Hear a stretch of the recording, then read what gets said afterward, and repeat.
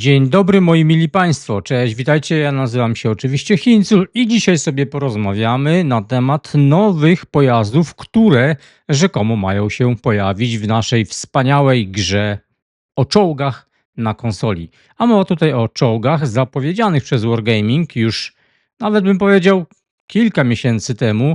Ciągle nie doczekaliśmy się, niby to ma się pojawić w tym sezonie. Czy tak będzie?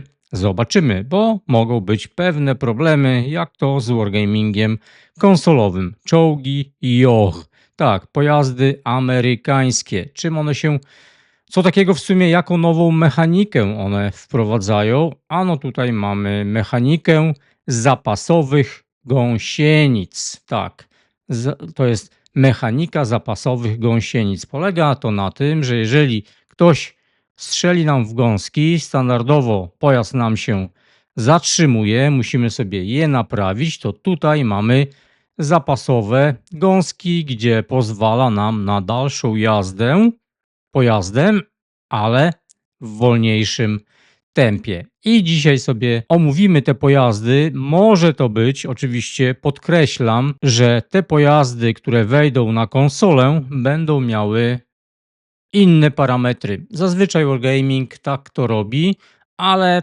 słuchajcie, nic tutaj nie stoi na przeszkodzie, żeby sobie te pojazdy omówić, te, które są na wersji PC-towej. Mamy tych pojazdów 6, tak, 6 sztuk. Mamy szóstkę, siódemkę, ósemkę, a w sumie dwie ósemki, bo jest jeszcze ósemka premium i my na razie też nie mamy żadnych zapowiedzi, no bo Wargaming zazwyczaj tak robi, że najpierw wprowadzają premkę z nową mechaniką albo z nową linią, a później trafia nowa linia. Na razie nie mamy zapowiedzi. Kto wie, może już w ten piątek dowiemy się czegoś więcej. Może pojawi się właśnie ta owa premka u nas na konsoli i mamy dwie ósemki, później mamy dziewiątkę i mamy dziesiątkę. To jest cała linia pojazdów JOG. A jak to wygląda teraz, jeżeli chodzi o parametry? Czekajcie, najpierw może zobaczmy sobie tą premkę, co ona tutaj sobą reprezentuje. No wygląd taki sobie. Są to pojazdy ciężkie, dla przypomnienia. Działo 105 mm z uszkodzeniami 360, ta premka ma uszkodzenia. Penetracja 220, 250, tak więc nie za ciekawie. Długi przeładunek 11,3.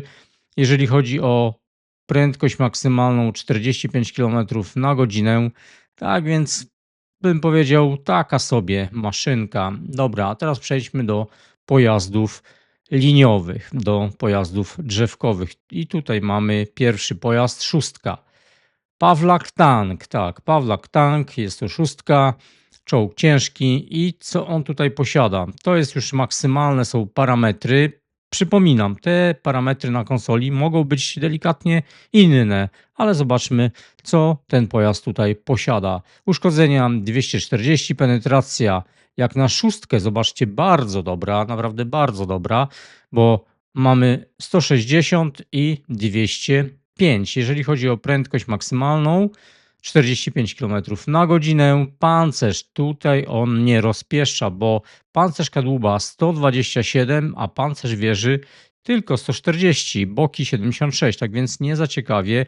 Jeżeli chodzi o moc na tonę, jest dobrze, prawie 18 koni na tonę, jak na czołg ciężki, to nie jest źle. Jeżeli chodzi o podnoszenie działa, znaczy opuszczanie działa, minus 5 stopni, podnoszenie 15. Wygląda on w ten sposób. Tutaj ta taka jakby, znaczy no kadłub jest wyciągnięty tak do góry, tutaj ta nadbudówka wieży. Śmiesznie to wygląda trochę. Taki trochę dziwoląg i no raczej pancerz na tym pojeździe nie będzie najlepszy. Kolejny pojazd jest to już siódemka. Trochę wygląda, trochę przypomina mi wieżę od KW3, ale zobaczmy sobie parametry. Średnie uszkodzenia 240, penetracja na siódemce 202, 242, tak więc też jest dobrze. Punkty wytrzymałości 1250, prędkość maksymalna 40 na godzinę. Opuszczanie działa, co jest ciekawa sprawa. Tutaj mamy minus 10 stopni, tak więc dużo, dużo lepiej niż na tej szóstce. Pancerz wieży też jest bardzo dobrze, bo mamy 229 i boki 76. Pancerz kadłuba 165, 76 boki, tak więc też jest dobrze. Jeśli chodzi o czas celowania 2 i 3, tak więc tak się prezentuje siódemka. Dość ciekawie się prezentuje, tylko co mnie martwi, to ten właz dowódcy u góry na tej wieży. Teraz przechodzimy do ósemki, tak, M3Y. Bardzo ciekawa konstrukcja, jeżeli popatrzymy na wygląd tego pojazdu. Wieża dość duża. Tutaj mamy takie jakieś, nie wiem, wzmocnienia. Ciekawie to wygląda. No ale dobra, zobaczmy na parametry. I mamy tak, uszkodzenia. 320, penetracja i to nie jest zbyt ciekawa sprawa, bo 208, 245, tak samo jak na polskim, w sumie na dwóch chyba polskich czołgach, słaba penetracja. Punkty wytrzymałości 1450. I teraz zobaczcie, mamy ósemkę drzewkową, a premka posiada penetrację 225. Tak więc no, tego nie rozumiem, dlaczego pojazd liniowy, drzewkowy ma słabszą penetrację. Trochę dla mnie to niezrozumiałe, ale cóż. Prędkość maksymalna 40 na godzinę, pancerz kadłuba 178, nieźle, wieży 200, prawie 80 z przodu, boki wieży 89 i opuszczanie działa minus 10 stopni. Moc na tonę mamy 15 koni na tonę, tak więc no, nie ma tragedii. 40 na godzinę ten pojazd jedzie. To jest ósemka, a teraz zobaczmy sobie dziewiątkę. To jest M6Y. I tu już nam się zaczyna ciekawa konstrukcja. Wieża naprawdę bardzo nietypowa. Działo pewnie takie standardowe 105 mm albo 120. Jest gdzieś tutaj podane? Chyba nie ma, ale uszkodzenia mamy, ale chyba 120, a uszkodzenia mamy 400 na strzał. Penetracja 243, 300. Taka jest penetracja na dziewiątce. Prędkość maksymalna 40 km na godzinę. Punkty wytrzymałości pojazdu 1800, tak więc jest ok. Czas celowania 2,5 sekundy. Pancerz kadłuba, zobaczcie, kurde, gorszy niż na ósemce 165, ale pancerz wieży aż 330 i bok wieży 102. Opuszczanie działa mamy 10 stopni, tak więc bardzo dobrze. Większa moc na tonę, jeżeli chodzi o ilość koni, bo tutaj mamy prawie 17. W porównaniu do ósemki jest lepiej.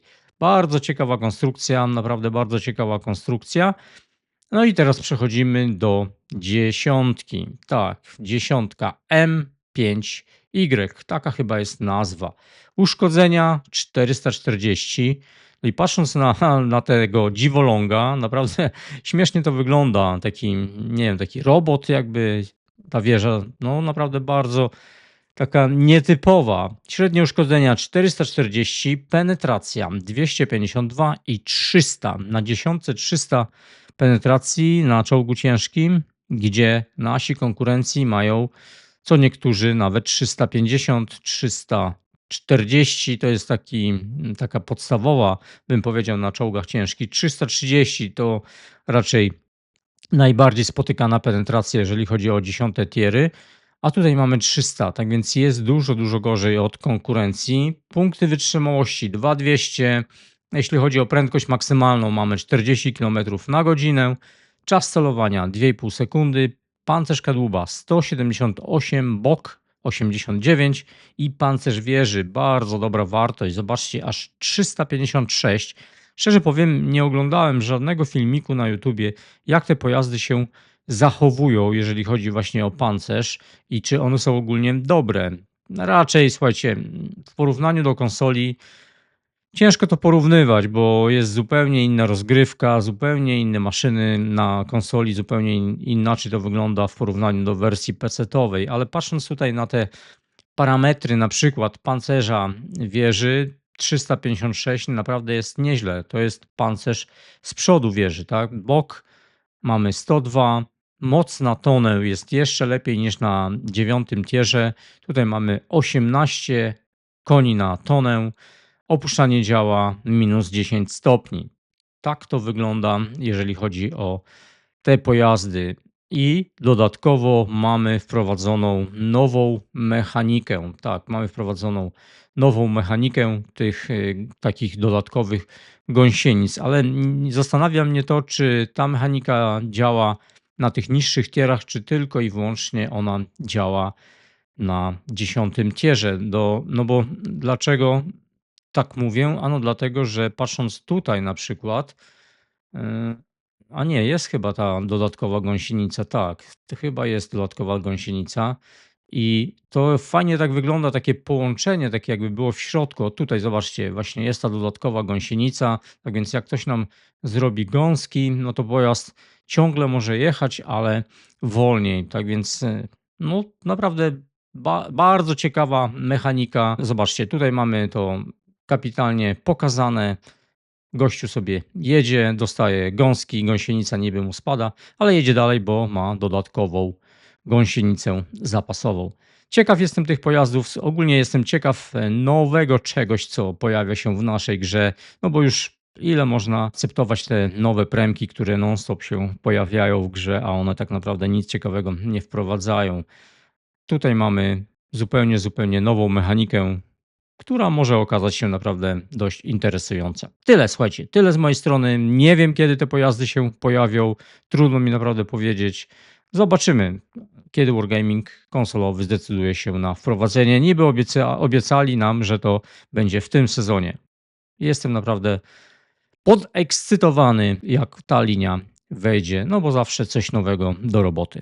Trzymajcie się, napiszcie w komentarzu, co wy sądzicie na temat tych pojazdów. Jeżeli ktoś gra na wersji PC-towej i miał do czynienia z tymi pojazdami, podpowiedzcie, czy warto ogólnie będzie robić tą linię, czy te pojazdy są dość mocne, no bo patrząc na wieżę tego pojazdu, interesująca, naprawdę interesująca maszynka. Do usłyszenia, hej.